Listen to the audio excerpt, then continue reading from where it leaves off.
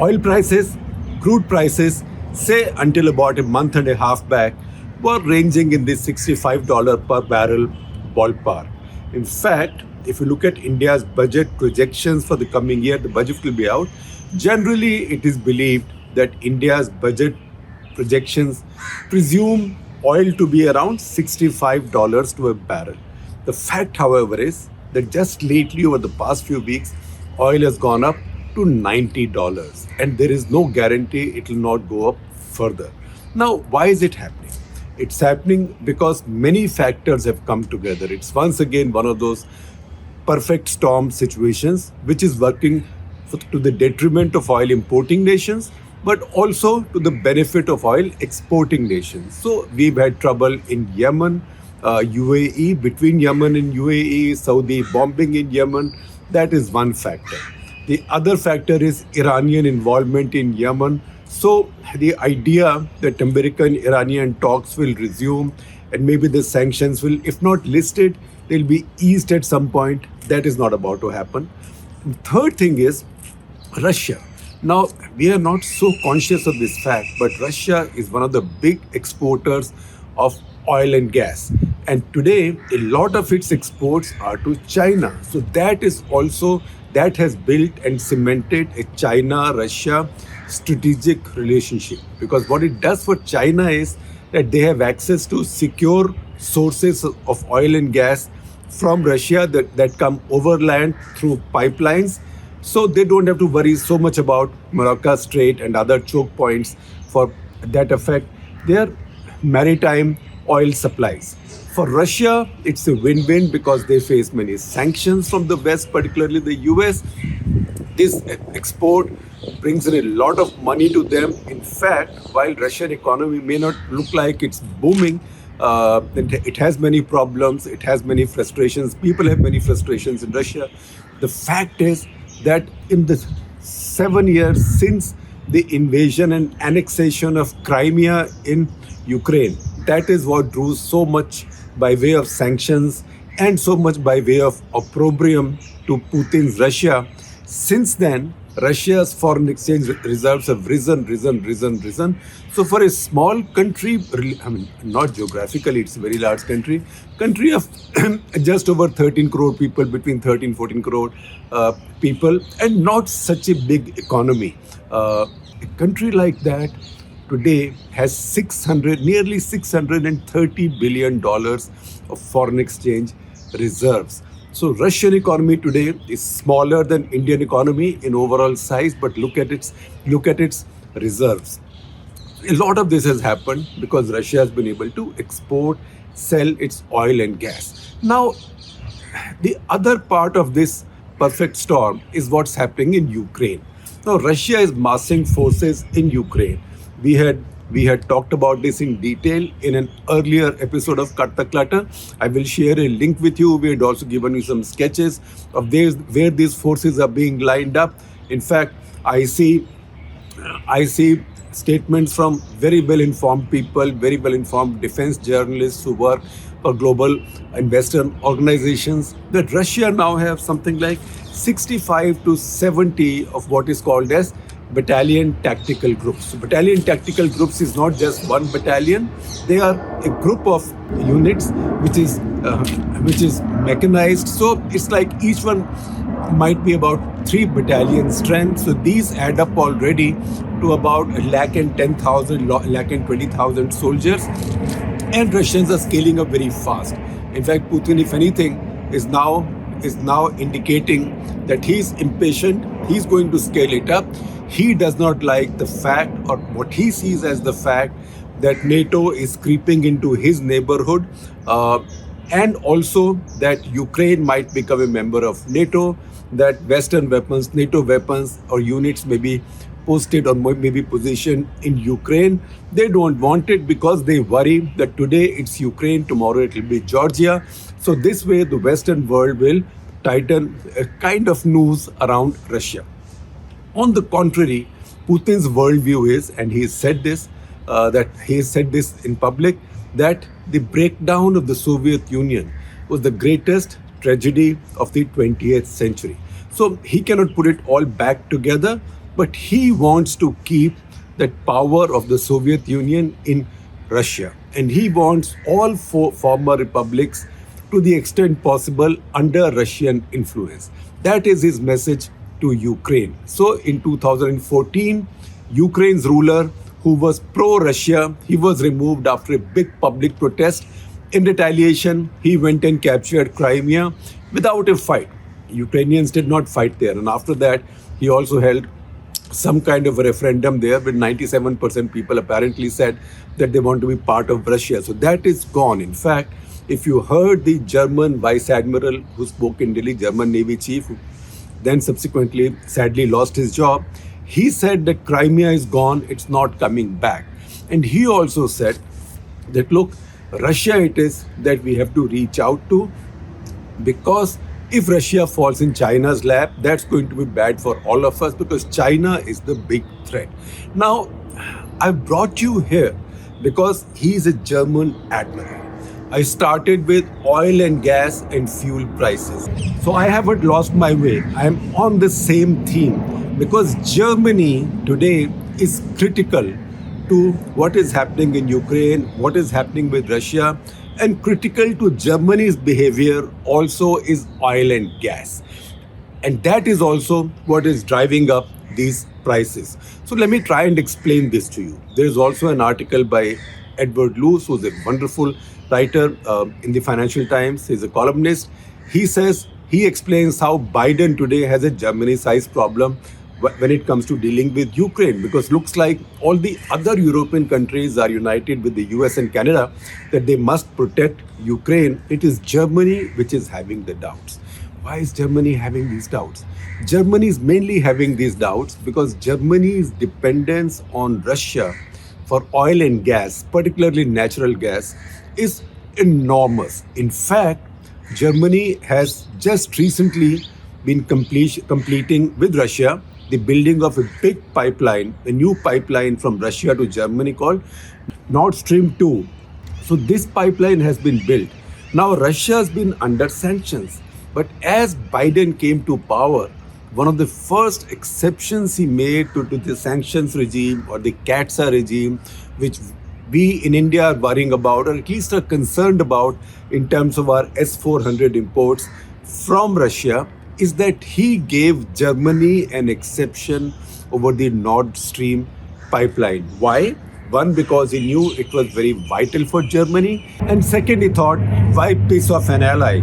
Now you might think that I'm using strong language, piss off, but first of all, it's now language that's used in global press quite a bit. And second, also, if you see the language that Joe Biden used about one poor journalist the other day sending compliments to his mother, I suppose we can use also use more direct language. So he thought, why piss off Germany? Give this exception. Now the way Germany sees this pipeline, on the other hand, amounts to very sharp diplomacy. If you are a Merkelite, if you follow Angela Merkel's view of the world, but also appeasement if you're on the other side. And a lot of Europe now sees it as appeasement, because Angela Merkel thought that by investing money in this pipeline, she's giving Russia a big vested interest in good behavior. Because as long as the pipeline is running, Russia makes an income of $200 billion a day. It's a lot for an economy which is not humongous and which is not growing greatly and which does not have that much to sell except natural wealth, except natural resources. So she thought she was giving Russia sort of a stake in Europe staying peaceful. But it looks like it's working on the other side. Why? Because Germany's dependence on this gas now is critical. Because what has happened in Germany is, these are things that we don't follow all the time. But in 2011, and this is shortly after Fukushima disaster, there was a lot of strong public opinion in Germany against nuclear plants, nuclear power. And even before her, Gerhard Schroeder, who was a chancellor, he had talked about dismantling nuclear power in Germany. So that kind of movement was going on. There are very strong green parties. There were mass movements. At one point, 50,000 people picketed or did a march from Stuttgart to one of the nuclear plants not far away. So in 2011, Angela Merkel, and she was also reeling from a loss in popularity and ratings after the 2008 global financial crisis. So politicians, you ask them what is 2 plus 2, they will say, just as we say that you ask a starving person what is 2 plus 2, the person would say 4 rotis. Ask politicians what is 2 plus 2, they will say 4 votes. So she saw her ratings slipping. And one way of restoring that was also to denounce or to renounce nuclear power. So she said by 2022, Germany will stop all nuclear power. So immediately she shut down after Fukushima. Immediately she shut down 8 nuclear power plants. More have been shut down since then. Of the 6 that remained until the end of 2021, that is a month back, 3 more were shut down. Now 3 plants are left. Now these nuclear plants that Germany had used to supply 25% of Germany's power. Now that power source is gone. And what has Germany replaced it with? Mostly Germany has replaced it with coal-fired plants. So Germany actually is burning more coal and producing more carbon and burning more people's lungs and nostrils in that country.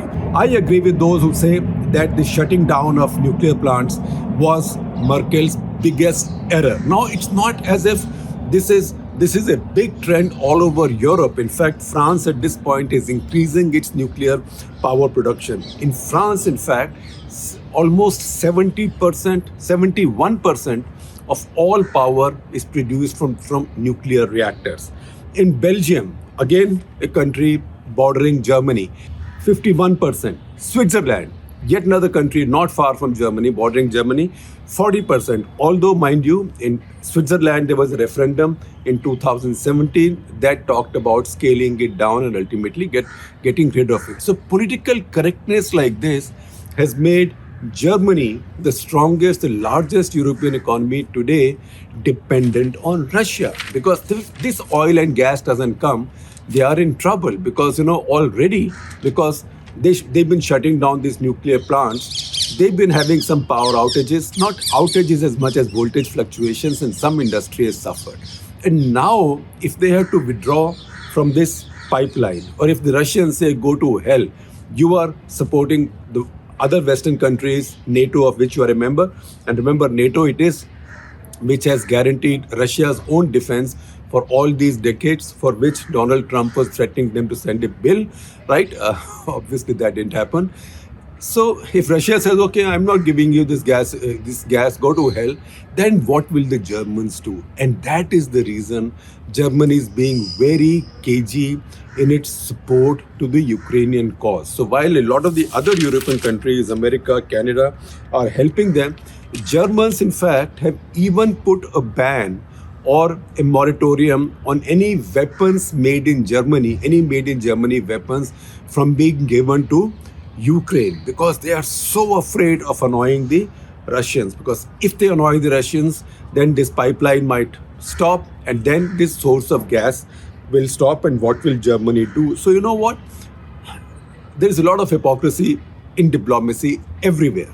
And there is a lot of hypocrisy in the way countries do their strategic policy, because ultimately everybody works in their best interest. So there is a German defense minister, Christine Lambrecht, who says that, look, we haven't given any lethal weapons to Ukraine. That might be the case. But see, we have given 5,000 helmets for the Ukrainian soldiers. And that shows our commitment to Ukraine. Now, nobody is taking it seriously. Early first week of February, we'll see the new German Chancellor Scholz land in Washington. So he will have a meeting in Biden. This will be a big thing on the agenda. So another very interesting visitor who's coming into Washington at the same time is the ruler of Qatar. Qatar has among the largest reservoirs of natural gas in the world. So Sheikh Tamim bin Hamad Al Thani is also arriving in the US, and the US will be talking to him on behalf of the Europeans, particularly the Germans, to say that if this source of Russian gas is shut down or is not available, will you be able to fill in the gap from Clutter. So America in this case is trying to cover for Germany, but Germany right now is not showing any gumption, and that is the weakness on the Western side. Now the Americans themselves, I see a story where American spokesperson, U.S. government spokesperson, has even mentioned some of the units of U.S. armed forces which have been readied for quick deployment into Europe. Basically, in the Ukraine sector, it doesn't say in Ukraine or not, but in the sector in general. So, units mentioned are the usual ones, usual suspects: 82nd Airborne and 28th Airborne at Fort Bragg, North Carolina. Also, 101st Airborne at Fort Campbell, Kentucky. 4th Infantry Division. So all these have been now readied for a quick deployment if it's needed. Other European countries also seem to be quite enthusiastic about it, except Germany at the government level a little bit. And as I explained to you, while Germany might say that it's also our conscience because we destroyed Russia in the Second World War, we don't want to be party to something like that again. But first of all, have a heart. Nobody's going to destroy Russia. Russia will not be destroyed by anybody now. This is not the Second World War. And even then, those who destroyed Russia paid for it dearly. And the second thing also is that Germany, by participating in this, is not going to hasten any big damage to Russia. If anything, they may deter Russia, they may help deter Russia and Putin from becoming more adventurous. So there's a very interesting and very important survey carried out by Atlantic Foundation, and please see that. I will share a link with you. You can see the whole report on the survey written by Carl Bildt and others. Carl Bildt is a famous public figure in Europe. So they say that according to their survey, they asked people in 6 countries: US, Canada, UK, France, Germany, and Poland, on whether these countries should get together to defend Ukraine, and see the results they are getting. They are very interesting. And that may suggest that even the German government is swimming against the tide a little bit in this case. So in the US, 61% say, yes, we must go to the defense of Ukraine. That's a lot for the US. Canada, exactly the same as the US, 61%.